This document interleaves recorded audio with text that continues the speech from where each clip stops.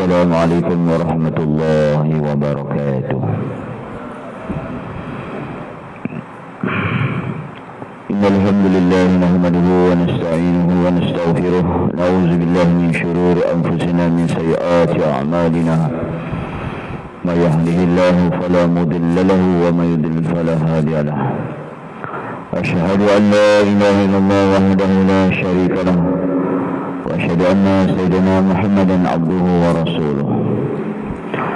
اللهم صل وسلم على سيدنا وحبيبنا شفيعنا ومولانا محمد. اللهم يا فتاح يا عليم افتح لنا بابنا بالقرآن العظيم. نصر من الله وفتح قريب وبشر المؤمنين. اللهم افتح علينا حكمتك وانشر علينا من خزائن رحمتك يا أرحم الراحمين. والحمد لله رب العالمين. Alhamdulillah,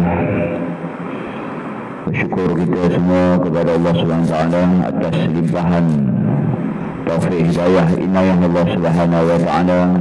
Pada malam ini kita masih diketemukan lagi untuk siri yang baru, tajuk yang baru, ya, berkaitan dengan permasalahan sembahyang. Dan kita bersyukur kerana Allah Subhanahu Wa Taala memberi kelapangan kepada kita taufik hidayah, kita dapat meramaikan, memakmurkan rumah Allah Subhanahu Wa Taala. Sesudah hadis Nabi sallallahu alaihi wasallam bersabda, "Idza ra'aitumur rajul yata'adul masajid fashhadu lahu bil iman." Apabila kamu lihat lelaki yang ulang alik ke masjid, hendaklah kamu bersaksi dirinya dengan iman. Jadi tanda satu orang itu beriman kepada Allah dan hari akhirat, ciri-cirinya itu ialah dia sentiasa ulang alik ke masjid. Bukan 2 waktu, bukan 3 waktu, 5 waktu dia berulang alik ke masjid. Sebab kita dipanggil oleh Allah sebanyak 5 kali azan. Dan panggilan azan tadi, hayya 'alas salat tadi 10 kali panggil kepada kita. Dan begitu juga hayya 'alal falah, Allah Nabi kerja kita 10 kali jika kita hadir ke rumah Allah Subhanahu Wa Taala. Jadi tuan-tuan, sangat penting setiap kita semua sentiasa menambah baik perbekalan yang hendak kita bawa menemui Allah Subhanahu Wa Taala apabila kita tinggalkan dunia ini. Sebagaimana kita maklum, kehidupan dunia kita adalah satu kehidupan yang sangat singkat, sangat-sangat sementara. Berapa ramai rakan-rakan yang hampir dengan kita, baik dengan kita, saudara mara, ahli keluarga, ibu bapa bahkan telah kembali menemui Allah Subhanahu Wa Taala.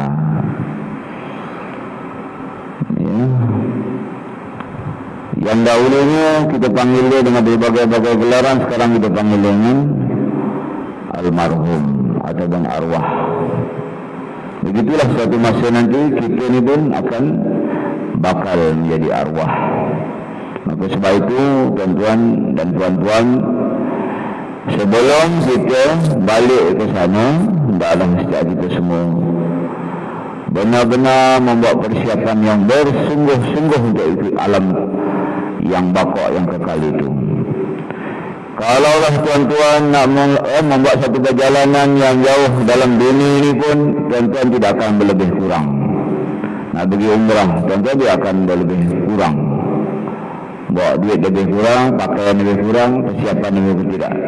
Kita akan bawa kelengkapan yang secukupnya, perbekalan yang secukupnya. Tengok beg ni macam mana besar. Sebab dia tahu sana dia akan duduk 40 hari ataupun 45 hari kalau pergi haji. Jalan ke Langkawi seminggu, itu juga tuan-tuan akan bawa duit yang cukup, pakaian yang cukup, maklumat yang tahu, yang lengkap tentang tempat yang kita nak pergi tadi. Tetapi pada hari ini tuan-tuan, kita hendak balik kepada alam yang sangat dahsyat, sangat luas, yang tidak bertepi. Alam kubur ribuan tahun, mahsyar ribuan tahun, Tijal sirat 1500 tahun.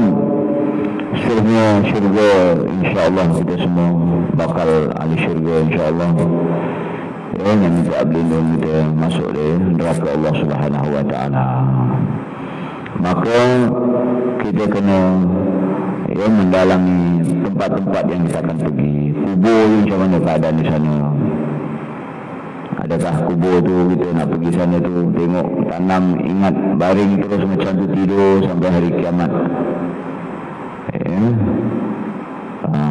Kita kena faham di kubur tu apa jadi kalau kita balik tinggalkan si mati tadi. Adakah dia terus baring macam tu? Ada soal jawab dia akan ditanya, pasti semua akan disoal jawab. Dan tempatnya itu akan menjadi dua keadaan, sama ada taman-taman syurga ataupun lembah daripada lembah neraka. Itu saya susahnya tidak boleh ditolong dengan siapa-siapa pun. Harap anak-anak belum tentu ingat. Sedih 2-3 hari, seminggu, sebulan lupa dengan kelalaian harta yang ditinggalkan oleh ibu bapanya. Jadi sebagai mukadimah, marilah sama kita semua melengkapkan diri kita dengan perbekalan untuk kehidupan akhirat dengan kita memperbaiki amal ibadah kita kepada Allah Subhanahu Wa Taala. Sembahyang kita baiki, puasa kita baiki, Quran kita baiki, kehidupan kita hidup dengan sunnah Nabi sallallahu alaihi wasallam. Dengan kesungguhan itu insya-Allah, mudah-mudahan dengan rahmat kasih sayang Allah SWT dia akan matikan kita dengan iman insya-Allah. Jadi kita akan berselawat dahulu. Sampai berapa je ni?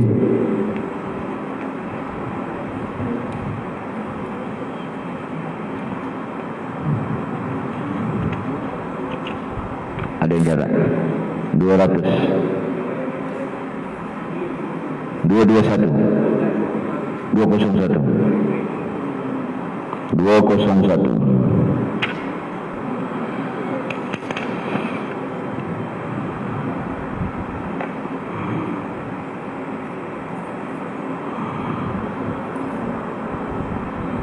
betul insyaAllah. Al-Khalil. Bismillahirrahmanirrahim. Sesama ikut saya. Jazallahu anna Sayyidina Muhammadan sallallahu alaihi wasallam ma huwa ahlu. Jazallahu anna Sayyidina Muhammadan sallallahu alaihi wasallam ma huwa ahlu. Jazallahu anna Sayyidina Muhammadan sallallahu alaihi wasallam ma huwa ahlu. Baik, sama-sama kita berselawat.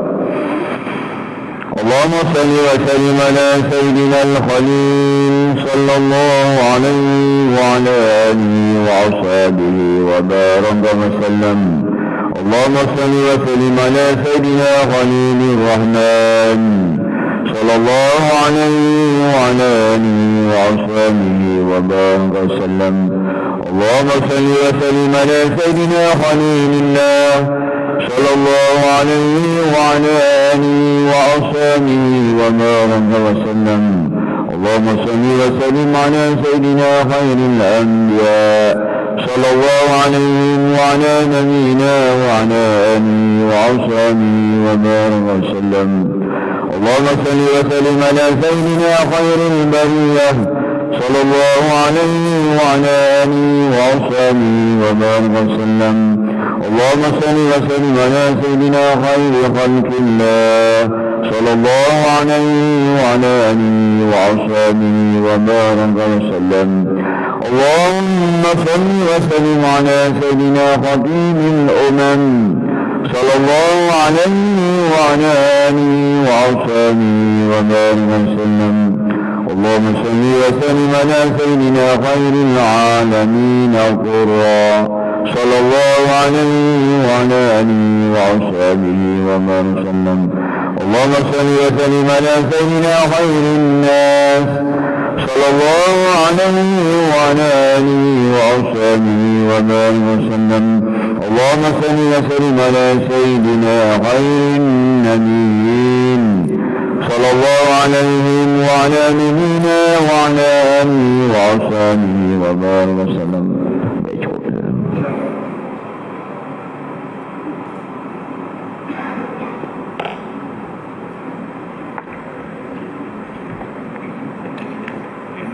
Pendek.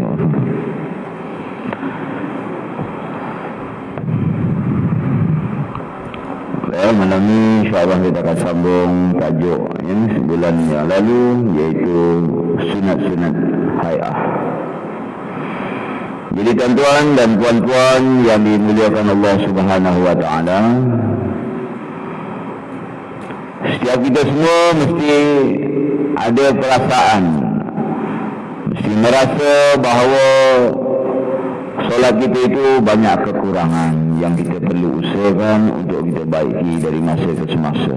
Sebab matlamat solat yang kita nak ikuti itu iaitu solat Nabi SAW ataupun solat para sahabat. Jadi tuan-tuan, barulah solat tadi itu jadi solat yang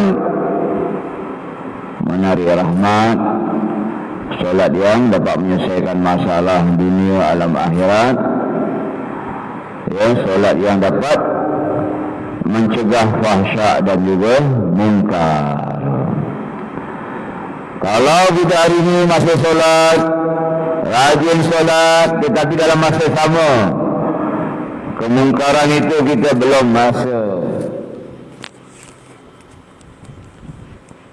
hendak tinggalkan, masih seronok buat kemungkaran, bermakna solat kita tadi belum mencapai maksud yang dikehendaki. Ya, sedangkan dijanjikan Allah, inna salata tanha 'anil fahsya'i wal munkar. Sesungguhnya sembahyang tadi dapat cegah fahsyak dan munkar. Sembahyang 5 waktu dah tak tinggal, sunat dah buat, tapi dalam masa sama kita masih lagi buat maksiat mulut, maksiat mata, maksiat telinga. Mulut asyik, ya, masih lagi mengumpat, mengeji, mencaci, menghina, cakap besar, ya, itu kemungkaran-kemungkaran mulut. Ya, begitu juga mata masih lagi, ya, melihat yang ditegah oleh Allah Subhanahu wa ta'ala. Ya, apatah lagi lain-lain anggota. Ya, jadi kita kena lagi dan lagi. Jangan sampai kita kata sembahyang yang tak khusyuk, tak payah sembahyang lah macam tu. Ya, pasal tak khusyuk tak sembahyang. Jadi nampak jalan singkat, mudah sangat hidup dia tu. Apa guna sembahyang kalau tak khusyuk? Sedangkan sembahyang itu ialah suatu perintah Allah Subhanahu wa ta'ala yang sangat-sangat agung dan sangat besar. Yang mana lain-lain perintah itu, tuan-tuan dan puan-puan, diturunkan melalui perantara malaikat Jibril alaihissalam, tetapi solat itu diambil sendiri oleh Nabi SAW semasa Isra dan juga Mi'raj sebagai satu hadiah. Nanti kita akan sampai satu tajuk, apa perumpamaan sembahyang tu. Ya, diumpamakan satu hidangan raja kepada rakyat. Raja hidang kepada rakyat macam mana? Kita tuan-tuan, raja jamu kita, mesti kita akan makan dengan penuh seronok, gembira. Raja jamu kita ni. Kadang orang kenamaan sikit, jamu kita benda suka. Kan kedai ada orang belanja kita benda suka, seronok. Ya, apatah lagi ini raja jamu, kita akan mengecapi nikmat. Begitulah sembahyang tadi sebenarnya adalah dikurniakan Allah kepada kita sebagai umat hamba kepada pencipta. Maka mesti kita ada rasa seronok dengan sembahyang tadi, puas rasa sembahyang tadi, tidak jemu, dan sentiasa kita nak baiki lagi dan lagi, fahami lagi dan lagi, usahakan lagi dan lagi khusyuk dalam sembahyang. Barulah sembahyang tadi dia boleh menyelesaikan masalah dunia dan juga masalah akhirat. Jika tidak, sembahyang kita dunia masalah tidak selesai, hidup macam-macam masalah. Salah anak, salah ekonomi, masalah isteri, salah suami, hutang sana, hutang sini, tekanan sana, tekanan sini sebagai contoh. Jadi dia tidak dapat selesai melakukan sembahyang, Masya Allah, habis. Mana tempat lagi tuan-tuan nak minta tolong? Sedangkan Allah perintah wasta'inu bisabri wasalah, mintalah pertolongan dengan sabar dan juga sembahyang. Bermakna dengan sembahyang tadi dibuat insya-Allah selesai masalah. Sakit sembahyang minta pada Allah, Allah akan jumpakan ubat, beri kesembuhan, ya. Barang hilang sembahyang insya-Allah jumpa.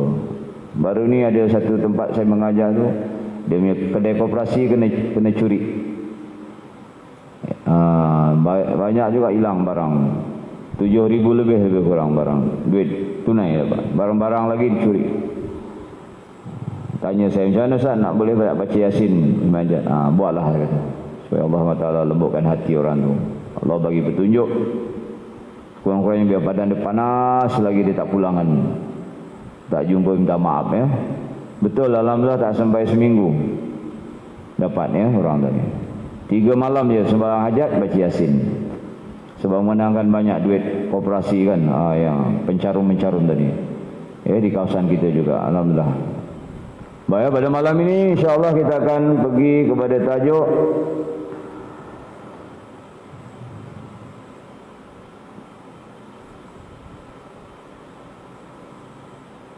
tempoh hari kita telah yang ke-13 mengucap sami Allahu liman hamidah, ya, bacaan dia. Baik, kita pergi kepada, di situ ada 14 apa yang ada kitab. Dia ada, ya, doa kunut. Kita tinggalkan dulu doa kunut, ya, sebab doa kunut itu ditulis di situ supaya untuk kerujukkan kita lengkap. Dulu masa sunat abad kita tak ada tulisan lengkap dia. Tuan-tuan tengok sunat abad, dia cuma ada selawat ke atas Nabi, ya, kemudian membaca kunut. Mana bacaan dia tak ada. Jadi dalam kitab fiqh itu ditulis kat situ, ya. Jadi tuan-tuan boleh rujuk, ya, bacaan doa kunut kat situ. Jadi doa kunut ni kita sudah maklum ialah sunat abad. Kalau ditinggalkan kita kena sujud sahwi. Baik, kita pergi pada yang 15, duduk. Dibaca pada duduk antara 2 sujud. Bacaan ni, ya, tersebut, yaitu Rabbighfirli warhamni wajburni warzuqni wahdini wa'afini wa'fu anni.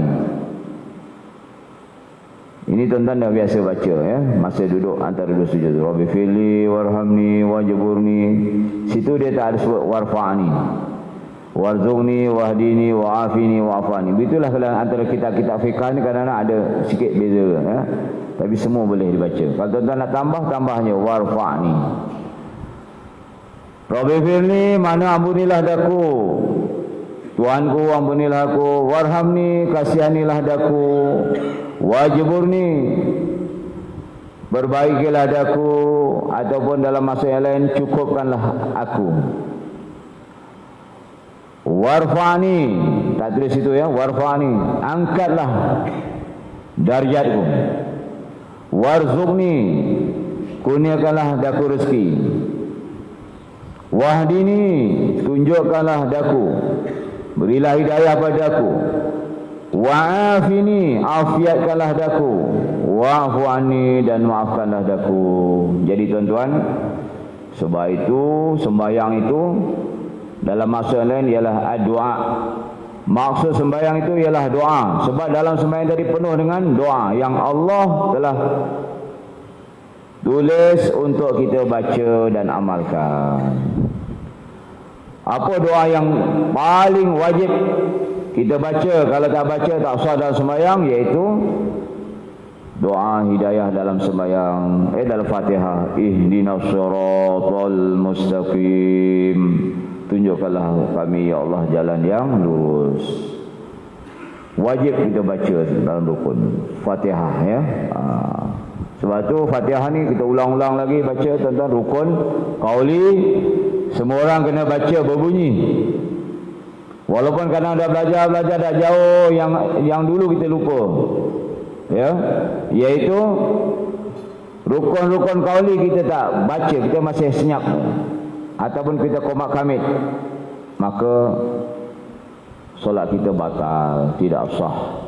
Ya, syarat rukun qauli mesti dibaca sekadar telinga kita dengar. Jadi tuan-tuan, lihat doa pada duduk antara sujud tu, kalau kita faham tuan-tuan, maka di situ subhanallah, doa tadi sangat-sangat hebat. Memang kita perlu kepada perkara-perkara yang Allah suruh kita minta tadi. Rabbi firli, ya Allah ampunilah daku. Kita memang tuan-tuan dan puan-puan pendosa, suka buat dosa, banyak kumpulkan dosa. Melalui sembahyang Allah Ta'ala akan ampunkan dosa kita. Rabbi firli. Sikit-sikitlah kita fahami makna tadi. Jangan dah bertahun-tahun, puluh tahun sembahyang Rabbi firli, warhamni, wajburni, tak tahu makna. Ya, ulang kaji sikit. Kadang kita pandai nyanyi lagu Hindustan, faham lagi makna. Ini perbualan kita pada Allah SWT. Rabbi firli, Allah bilang dosaku, warhamni, rahmatilah aku. Dalam kehidupan dunia ini, kita hanya nak harap Allah ampunkan dosa kita, Allah SWT rahmati kita, selesai tuan-tuan masalah. Ya, kalau dalam hidup kita, kita kaya, banyak duit, disegani oleh ramai, tapi kita tak dapat ampunan Allah dan juga rahmat Allah, Masya Allah, habis. Ya.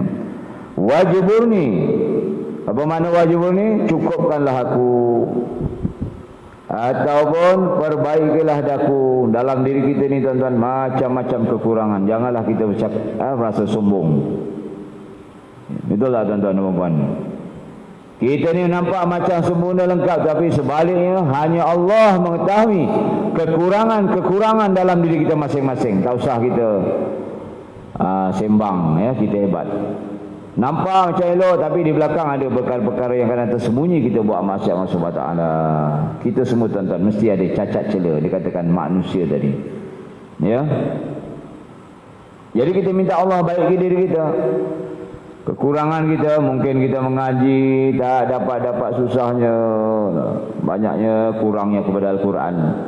Ya Allah, ya, ikut macam putus asa, tak nak belajar lagi. Aku dah tua, dah nak mati, tak pandai-pandai. Ini doa dia.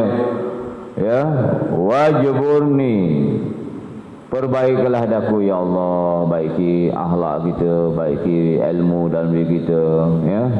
Baiki segala-gala kekurangan yang ada dalam diri kita. Kemudian warzuqni, di sini kita minta rezeki pada Allah SWT. Sebab tu orang yang sembahyang ni tuan-tuan, rezeki dia subhanallah dijamin, ditanggung oleh SWT. Wa'mur ahlaka bis-salah wastabir 'alaiha la nas'aluka rizqa nahnu narzuquka. Orang yang sembahyang ni tuan-tuan, rezeki cari dia. Bukan dia cari rezeki, orang lain cari rezeki. Orang yang jaga sembahyang, tekun dalam sembahyang, rezeki cari dia. Macam-macam cara Allah akan bagi rezeki pada dia. Nahnu narzuquka, kami akan bagi rezeki pada dia. Jadi kita masa sembahyang tadi kita minta, ya Allah, musim PKP ni susahnya hidup, dapatan tak ada. Warzuqni, minta Allah bagi rezeki pada kita. Wa'afini, minta keafiatan. Afiat ni luas, termasuklah sihat tubuh badan, selamat, terhindar daripada COVID-19, steady, dia tak rasa apa-apa. Orang lain ketakutan, tapi dia minta keafiatan SWT, terlindung, selamat dia. Wa'fu anni, last sekali, maafkanlah daku. Yang pertama tadi dah minta ampun, yang akhir pun minta maaf Allah SWT. Maklum kita ni lemah, sembahyang pun banyak cacat cela, banyak tak betul. Dulu-dulu lagi lah, ya, banyak tinggal sembahyang. Jadi kita minta wa'fu anni, ya Allah, maafkanlah aku ya Allah. Itu bacaan antara dua sujud. Baik. Kalau kita tak cukup masa, nak cepat, kita tak baca, tak jadi masalah. Ini namanya doa duduk antara dua sujud, yang dipanggil sunat hay'ah. Tapi paling kurang Rabbighfirli, Rabbighfirli, Rabbighfirli. Ya Allah, ampunlah dosaku, ampunlah dosaku. Takkan dah boleh baca tuan-tuan ya. Dapat baca sempurna lagi elok. Baik, yang keenam, membaca doa selepas tasyahud dan selawat dalam tasyahud akhir, iaitu Allahumma ighfirli ma qaddamtu wa ma akhartu wa ma asrartu wa ma a'lantu wa ma asraftu wa ma anta a'lamu bihi minni, antal muqaddimu wa antal muakhir, la ilaha illa anta. Allahumma inni a'udzubika min azabil qabri wa fitnatihil mahya wal mamat wa min fitnatil masiihud dajjal, ya muqallibal qulub sabis qalbi ala dinik. Ini kita dah baca fil alamin innaka hamidum majid. Jika kita sempat baca, kalau sempat tak payah baca. Imam baca ada masa, kita pun boleh ikut juga. Allahumma ighfirli ma qaddamtu, ataupun yang tuan-tuan dah biasa baca tu, Allahumma inni a'udzubika min azabi jahannam wa min azabil qabr. Jadi ada berbeza-beza dia punya. Tapi dalam kitab Ibn Sali, inilah bacaan yang lengkap, ya, iaitu bacaan tambahan selepas membaca tasyahud akhir. Jika tuan-tuan sembahyang sendiri, sembahyang sunat boleh baca, sembahyang tahajud boleh baca, Allahumma ighfirli ma qaddamtu wa ma akhartu, ya Allah ampunlah daku apa yang terdahulu dan apa yang terkini, dosa-dosa lampau dulu masa zaman-zaman jahiliah, zaman-zaman kegelapan, macam-macam kita buat. Allahumma ighfirli ma qaddamtu wa ma akhartu, ya Allah ampunlah daku apa yang terdahulu dan apa yang terkini. Terkini dulu pun belum tentu kena delete lagi dosa, terkini pun masih buat lagi. Itu masalah tu ya. Tapi tetap kita tak putus asa minta kepada Allah. Wa ma asrartu wa ma alantu, dan apa yang terkini yang telah aku lakukan dan apa yang aku telah lakukan secara tersembunyi dan secara terang-terangan. Wa ma anta a'lamu bihi minni, apa yang aku lakukan secara berlebihan, ya. Wa ma asraftu, iaitu apa yang aku lakukan secara berlebihan. Wa ma anta a'lamu bihi minni, dan apa yang engkau lebih mengetahui mengenainya daripada daku. Allah tahu semua cacat celah kita, yang dosa-dosa zahir dan juga batin, tuan-tuan. Allah yang mengetahui. Orang lain ramai tak tahu, ya Allah mengetahui keadaan kita. Jadi kita mengaku depan Allah SWT, antal muqaddimu wa antal muakhir, kau lah yang terdahulu dan kau lah yang terakhir. La ilaha illa ant, tiada Tuhan melainkan kau. Allahumma inni a'udzubika min azabil qabr, wahai Tuhanku, aku berlindung daripada-Mu daripada azab kubur, wa fitnatihi mahya wal mamat, dan juga fitnah hidup dan juga mati. Ini sekarang ni tuan-tuan, kita sedang menghadapi fitnah hidup, ya, dan juga akan datang fitnah mati. Fitnah hidup ni macam-macam, termasuklah sekarang ni zaman fitnah. Menjelang akhir zaman ni tuan-tuan, macam-macam keadaan fitnah yang sedang melanda. Jadi Allah pelihara untuk orang yang memelihara sembahyang. Wa min fitnati natil masih dajjal, dan aku berlindung daripada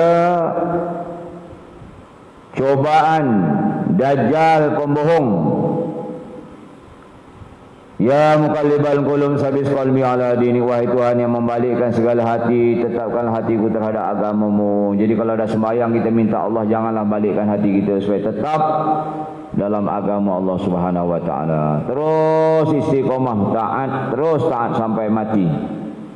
Kaki masjid, kaki mengaji, terus sampai mati, tuan-tuan.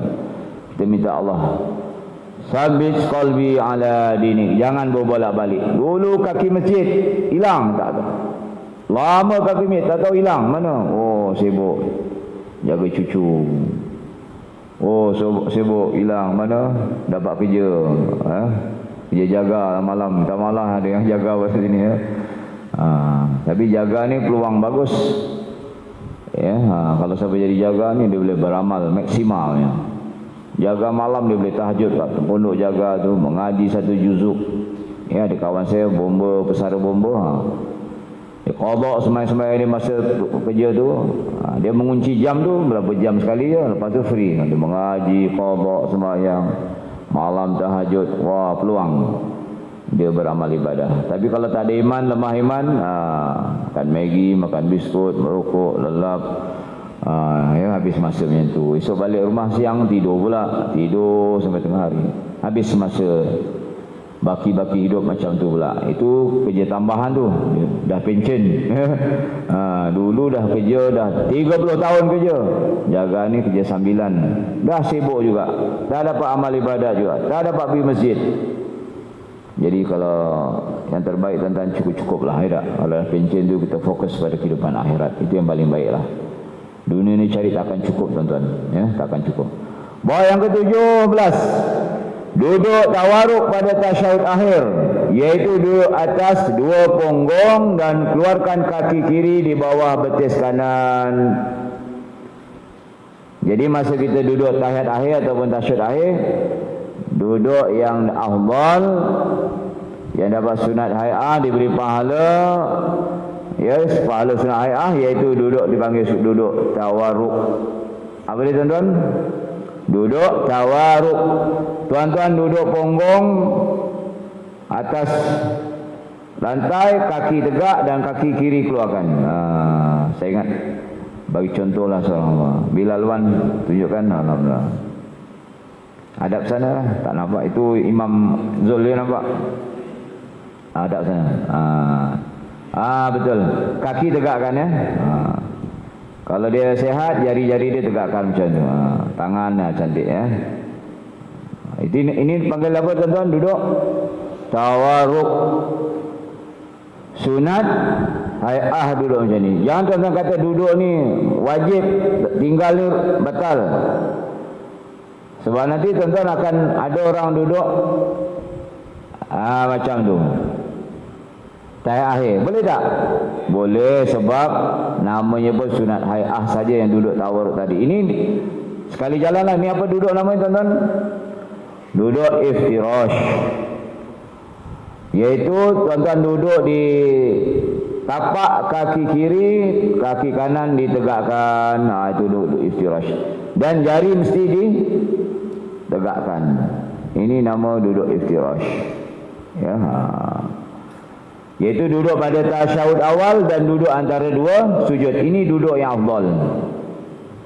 Tuan-tuan dan puan-puan tak nak duduk macam ni. Okey, ada satu lagi duduk. Tegakkan dua-dua kali. Macam tu. Boleh tak duduk macam ni masa tasyahud awal ataupun duduk antara 2 sujud? Boleh duduk macam ni ya. Dalam hadis Nabi, ada kalanya Nabi duduk macam ni masa duduk tasyahud awal ataupun duduk antara 2 sujud. Tapi kita afdal bagi mazhab kita duduk iftirash macam ni tuan-tuan. Okey. Boleh ya? Baik. Yang ke-18, duduk iftirash pada tasyahud awal, duduk antara 2 sujud dan duduk istirahah. Iaitu duduk sebentar sebelum bangun rakaat yang ke-3. Iaitu duduk atas tapak kaki kiri dan mendirikan tapak kaki kanan. Dirikan. Tapi kalau tak dirikan, tak sempurna sembahyang dia. Sunat tadi tak dapat, sunat hay'ah tadi. Tapi kalau dia ada uzur tak apa. Kalau saja duduk, cuba Bilal Wan duduk di simpang, selimpangannya. Ya macam tu. Nampak Ini memang ringkas dan mudah. Selesa, aku selesa macam ni lah. Yang tu tak boleh lah. Sakit jari aku, nak lipat-lipat, leceh macam ni aku suka. Daripada dulu aku buat macam ni. Tak naklah aku ikut yang diajar tu. Jadi dia tak dapat pahala sunat hay'ah. Tuan-tuan ya. Sebab kehendak dalam hadis Nabi itu duduk iftirash, hendaklah duduk atas apa dan dilipat jari tadi. Ikut itu tuan. Kecuali kita sakit, gaut, ya, tak boleh lipat, ataupun ada besi kat tapak kaki kita. Ada besi ya, insya-Allah. Jadi tuan-tuan buat yang terbaik supaya kita dapat markah penuh masa duduk iftirash tadi. Ke-19, menggenggam jari tangan kanan tatkala meletakkan pada lutut kanan dan meletakkan jari tangan kiri ke paha kiri. Berbetulan jari dengan kepala lututnya bagi kedua-dua tasyahud. Tangan kanan itu digenggam 3 jari saja. Telunjuk dilepaskan dan ibu jari diletakkan di sisi telunjuk. Silakan. Ya, macam tu ya. Menggenggam jari tangan kanan, genggam dulu. Itu dah tahiyat macam mana? Genggam dulu ya. Tatkala meletakkan pada lutut kanan dan meletakkan jari tangan kiri ke paha kiri. Kiri betul ya? Baik. Bagi kedua-dua tasyahud, tangan kanan itu digenggam 3 jari saja. Pak, 3 jari okey ya. 3 jari. Genggam 3 jari saja. Telunjuk dilepaskan dan ibu jari diletakkan di sisi telunjuk. Jadi tuan-tuan, macam mana bila luan kita buat ya. Itu yang dah tepat, terbaik dah ya, insya-Allah. Jadi rasanya cukup setakat itu. Sunnah hayah kita ada ya, beberapa lagi kita akan sambung pada masa akan datang. Kita buka pada soal jawab. Di sini ada satu soalan daripada kaum ibu. Dalam solat pergerakan anggota besar lebih 3 kali dalam satu rakaat boleh batalkan solat. Bagaimana keadaan yang lazim berlaku, iaitu ketika i'tidal tanpa disedari ramai yang lakukan, iaitu kedua tangan dihayun masih i'tidal, harap dapat pencerahan. Ini saya dah ulas banyak kali. Kira macam killer. Ya, kalau orang exam tu dari subjek killer. Kerana subjek tu fail habis dia. Semua kira tak ada makna. Macam tu dalam sembahyang ni tuan-tuan, ada beberapa amal yang jadi kira killer. Dia akan bunuh ataupun dia akan rosakkan seluruhan sembahyang kita. Termasuklah yang disebut oleh puan ni yang bertanya tadi, iaitu syarat untuk sah sembahyang kita mesti ada tumaninah dalam beberapa perbuatan. Iaitu rukuk dengan tumaninah, i'tidal dengan tumaninah, sujud dengan tumaninah, duduk antara sujud dengan tumaninah, ya, dan juga sujud yang kedua dengan tumaninah. Tidak sah solat yang tidak ada tumaninah. Kadang tuan-tuan yang lain semua tumaninah, rukuk okey dia tumaninah, sujud tumaninah, duduk antara sujud tumaninah. Tetapi masa ini yang banyak berlaku tadi, saya dah beberapa kali buat ulangan, masih i'tidal. Sami Allahu liman hamidah. Tangan dia masih bergerak, badan dia pun masih bergerak. Dia nak ambil side untuk sujud. Betul tak? Jadi dia basuh terus. Ataupun biasa masa doa kunut. Ya. Sami Allahu liman hamidah. Terus yang kata. Nampak tuan-tuan? Dia belum ada tumaninah pada i'tidal, dia terus pergi perbuatan apa ni? Kunut. Kunut ni sunat arba'an. Nampak tak? Jadi kita kena mesti kunci tangan kita. Sekadar satu subhanallah. Ya. Sami Allahu liman hamidah. Terus tak tangan. Rabbana walakal hamd. Paling kurang ya, ataupun baca mil'us samawati sampai habis, ataupun hamdan kasiran ya. Barulah kita pergi doa kunut. Faham tuan-tuan ya? Ini selalu dikira killer, merosakkan habis semua barang ni. Tuan-tuan perhati, tak percaya perhati, ramai yang macam ni. Terutama sembahyang sunat. Yang mana dia buat sunat banyak rakaat habis. Walaupun sunat dia tidak ada tumaninah, maka solat dia tidak sah. Buat duha sampai 12 rakaat. Tapi masa dia nak cepat ni, Allahumma hamidah. Terus je. Nampak tak? Jadi kita kena berhenti sekejap ya. Lain-lain insya-Allah saya rasa ya. Itu soalan tu dah terjawab ya. Dia sebab bergerak ya lebih daripada 3 kali, bukanlah bergerak 3 kali, dia belum ada tumaninah ya. Kalau dia bergerak 3 kali lagi membawa pada batal. Dia boleh bergerak 2 kali saja, anggota besar. Baik, ada pertanyaan lain tak? Silakan. Apa-apa juga persoalan, selagi saya mampu jawab, saya jawab. Kalau tak mampu, saya akan simpan. Ya, alhamdulillah. Wakil juga.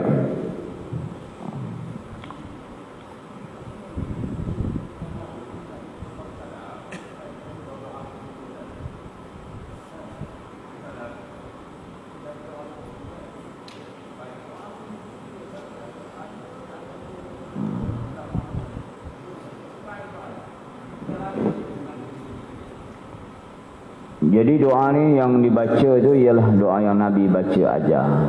Ya, sebab tu ulama susun dalam kitab tu, itu doa-doa yang maksur kena baca. Kita tak boleh tambah doa lain masa tahiyat akhir. Walaupun tuan-tuan baca doa Al-Quran apa semua, doa yang Nabi amalkan. Ya, macam dalam hadis-hadis ya, Abu Daud, Allahumma inni a'udzubika min azabi jahannam wa min azabil qabri wa fitnatil mahya wal mamat min syarri fitnatil dajjal. Itu yang Nabi ajar kita baca doa tambahan masa selepas tasyahud akhir, ataupun yang saya baca tadi itulah. Ya, ini banyak dalam kitab-kitab besar fiqh ada tulis ini. Allahumma firli ma qaddamtu wa ma akhartu. Kita baca ini yang dianjurkan. Kita jangan nak tambah-tambah yang doa kita tak tahu hujung pangkalnya. Akhirnya khawatir membawa pada batal sembahyang. Jadi ulama besar, ulama fiqh dah, para salafus soleh dah susun itulah kita baca. Jangan kita tambah-tambah. Ya, itu juga masih doa kunut juga. Ya, nak tambah tu yang doa maksur Nabi pernah baca dan kena pada tempatnya. Ya, sesuatu perkara tadi kita kena buat tuan-tuan pada tempatnya, keadaan dia. Wallahu alam. Ya. Rasa tak cukup ni, pendek sangat, kita tambahlah doa lagi macam-macam. Jadi akhirnya membawa pada tak khawatir batal dalam sembahyang. Ada lagi pertanyaan lain?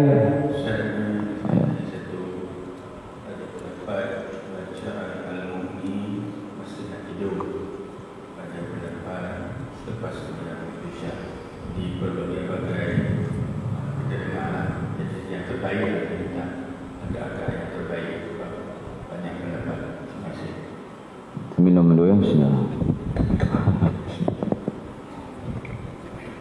Nak azan dulu ke atau kita 5 minit boleh? Boleh ya? Okey, biasa. Saya jawab ni kena boleh azan ya. Baik tuan-tuan. Jadi tuan-tuan, yang pertama kita kena faham amalan-amalan agama ni ikut keafdalan atau dipanggil lihat dia. Keutamaan. Dalam ibadah ni tuan-tuan kita mesti tahu susunan. Macam tuan-tuan datang sembahyang ke masjid, azan berkumandang. Tuan-tuan lepas habis azan nak sembahyang atas masjid ke atau tuan sembahyang qabliyah masjid? Kita akan buat qabliyah sebab tahiyatul masjid tadi dah terhapus. Keutamaan ialah qabliyah sebelum fardu ya. Begitu juga tuan-tuan dalam masalah membaca suratul Mu'min tuan-tuan ya. Apa yang kita faham, kita pelajari, iaitu surah ni memang satu surah yang sangat bagus ya. Tuan-tuan semua jangan tinggalkan. Inna suratan fil Quran minal Quran salasuna ayah. Dalam Quran tu ada 30 ayat ya. Syafaat di rajul, akan memberi syafaat untuk yang membaca ya. Hatta ghufra lahu wa hiya surah tabarakallazi dan juga sehingga habis tabarakallazi. Itu mana keutamaan baca tabarakallazi tadi, dia punya kelebihan Allah Taala akan bagi kita syafaat dan akan diampunkan dosa dia ya. Dan satu hadis iaitu daripada Jabir radhiyallahu anhu, Nabi SAW tidak akan tidur selagi dia belum membaca Alif Lam Mim Sajadah dan juga Tabarakallazi.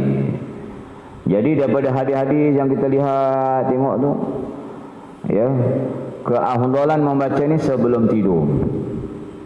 Supaya kalau kita dah baca tadi Alif Lam Mim Sajadah dan juga Tabarakallazi tadi, Kita dah tak buat apa amalan lagi dah. Terus kita tidur. Mana tuan-tuan kita dalam penjagaan Allah SWT.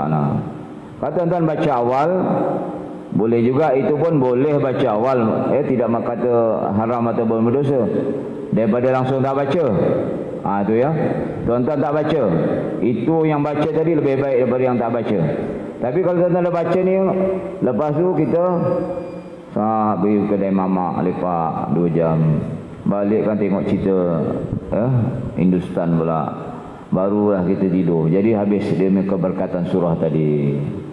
Jadi daripada Jabir radhiyallahu anhu bahawa Nabi SAW tidak akan tidur selagi tidak membaca alif lam sajadah dan juga tabarakalladzi. Jika tuan-tuan nak baca juga, khawatir memang saya balik ni memang saya takkan bacanya lah. Macam tu. Tuan-tuan boleh baca selepas solat sunat.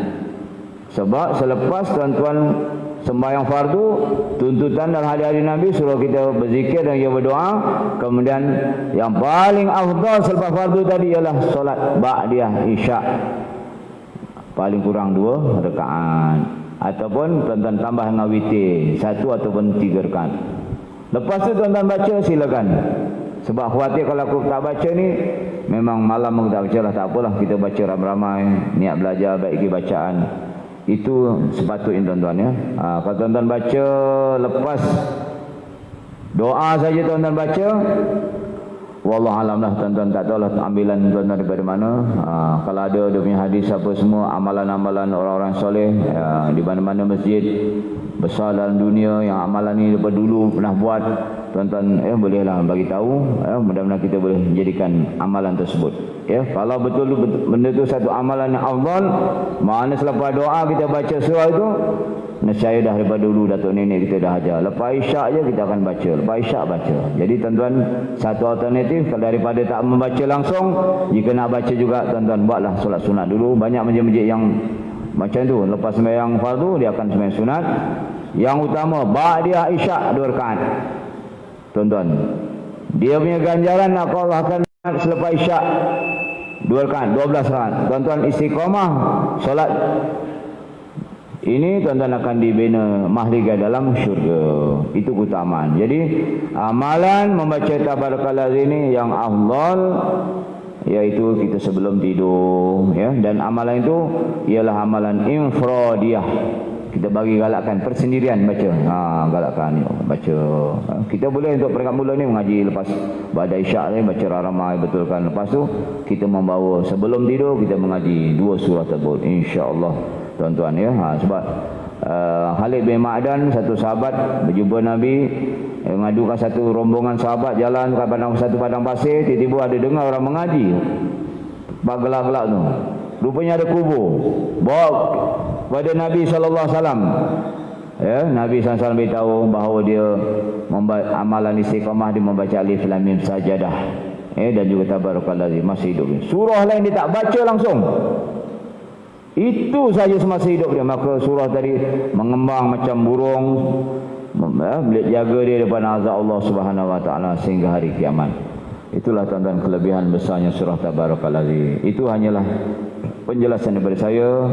Itu terpulanglah pada tuan-tuan ya di kalangan masjid ini, pegawai bolehlah berbincang macam mana kaedah terbaik untuk melaksanakan ya, insya-Allah wallahu a'lam bishawab. Itu saja.